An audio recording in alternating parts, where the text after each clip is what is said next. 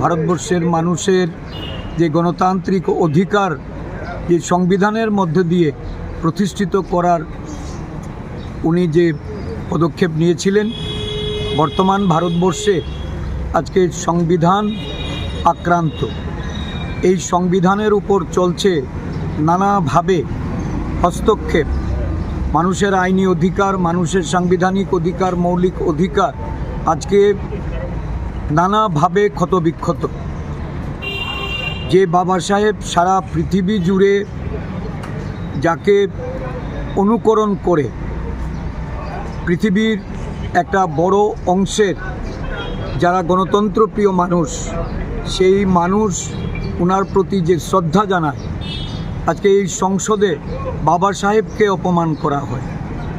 দেশের স্বরাষ্ট্রমন্ত্রী বর্তমান সরকারের অমিত শাহ যেভাবে বাবা সাহেবের নাম উল্লেখ করে ওনাকে আপত্তিকর ভাষায় আক্রমণ করেছেন, আমরা তার তীব্র প্রতিবাদ জানিয়ে ওনার পদত্যাগ আমরা দাবি করেছি। এবং ভারতবর্ষের সংবিধানকে বাঁচিয়ে রাখতে বাবা সাহেব আম্বেদকরের যে স্বপ্ন, শ্রেণী প্রথা এটাকে বিলুপ্ত করে দেশের সমগ্র নাগরিকরা তারা যাতে সমানাধিকার পায়, সমাজে তাদের প্রতিষ্ঠিত করার জন্য এই যে সংরক্ষণ প্রথা, এই সংরক্ষণ প্রথা যাতে কোনোভাবেই বিলুপ্ত না হয়, যতক্ষণ না অবধি আমাদের এই দেশে এই ধর্ম, বর্ণ এবং আমাদের সম্প্রদায়ের যে লড়াই, জাতিগত ভেদাভেদের যে মানসিকতা, এটাকে আমরা অতিক্রম করতে না পারি, আমরা বাবা সাহেব আম্বেদকরের এই অনুপ্রেরণার স্রোত রূপে আমরা ওনাকে স্মরণ করে যাব, ওনার প্রতি শ্রদ্ধা অর্পণ করব।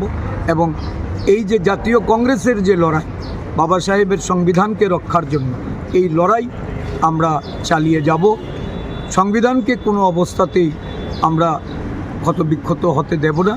এই সংবিধানকে অক্ষত রাখার জন্য এই লড়াই আমাদের মল্লিকার্জুন খার্গেজির নেতৃত্বে, রাহুল গান্ধীজির নেতৃত্বে জাতীয় কংগ্রেস যে লড়াই করছে, ত্রিপুরাতেও আমরা এই লড়াইয়ে সামিল হব।